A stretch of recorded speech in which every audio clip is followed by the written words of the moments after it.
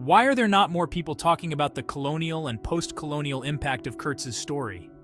Deep within the Congo, where the canopy is so thick that sunlight barely pierces through, a man named Kurtz reigns supreme over his domain. An enigma, a phantom. His presence is felt more than seen. Whispers precede him, tales of brilliance and barbarity intertwined. Stories of his exploits spread like wildfire. Kurtz, an ivory trader for a European company, embodies the heart of darkness. He ventured into the jungle seeking fortune. He is a man of immense talent and ambition, yet consumed by the jungle's corrupting influence. His intellect is unmatched, but so is his descent into madness. His story is a chilling reminder of the darkness that lies within us all, waiting for the right moment to surface. The jungle mirrors his inner turmoil. Kurtz's journey into the heart of Africa becomes a descent into his own psyche. Each step deeper into the jungle is a step deeper into his own soul. He arrives as an idealist, full of dreams and aspirations, but the jungle's allure proves too strong. Power and greed corrupt him. The lure of ivory and the promise of wealth change him. He transforms, abandoning his morals for ivory and domination. His once noble intentions are lost. The man who sought to civilize becomes the savage, worshipped by natives who fear his ruthlessness. He becomes a god in their eyes, but a monster in reality.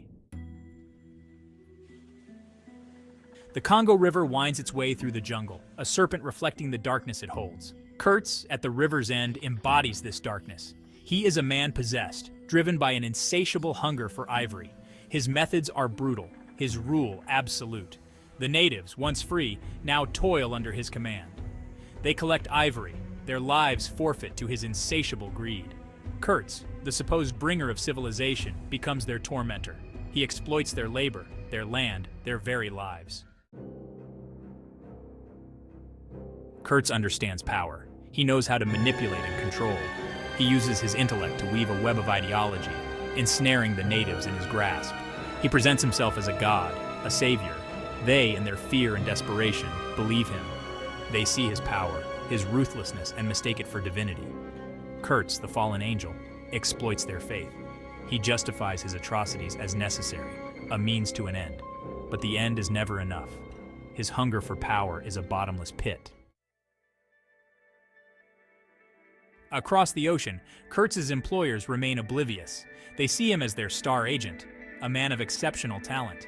They praise his efficiency, his ability to deliver ivory in abundance. They remain blind to the darkness he embraces. Or perhaps they choose not to see. Ignorance is bliss, especially when profit is involved. They turn a blind eye to his methods, content with the riches he brings. Kurtz understands this.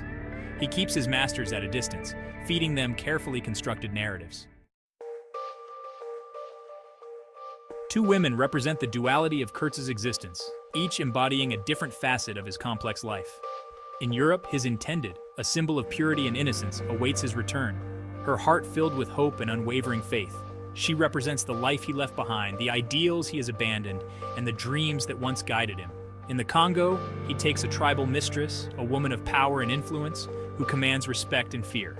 She embodies his descent into savagery, his embrace of the darkness, and the primal instincts that now govern his actions. These women, polar opposites, reflect the fractured nature of Kurtz's soul, torn between civilization and the wild. He is torn between two worlds, two identities, struggling to reconcile the man he was with the man he has become. He craves redemption, yet clings to the power he has amassed, unable to let go of the darkness that now defines him. As Kurtz lies dying, the weight of his sins crashes down upon him, a heavy burden that he can no longer escape. He utters his final words, "The horror! The horror!" These words echo through the room, filled with a profound sense of dread and realization, a chilling confession, an acknowledgement of the darkness he has embraced and the evil that has consumed his soul. In those final moments, he confronts the abyss he has created, a void filled with the echoes of his own malevolence. The jungle, once a source of power and mystery, now reflects the terror of his actions, a dark mirror to his corrupted soul. He sees the faces of those he has exploited, their pain a mirror to his own damnation, a testament to the suffering he has caused.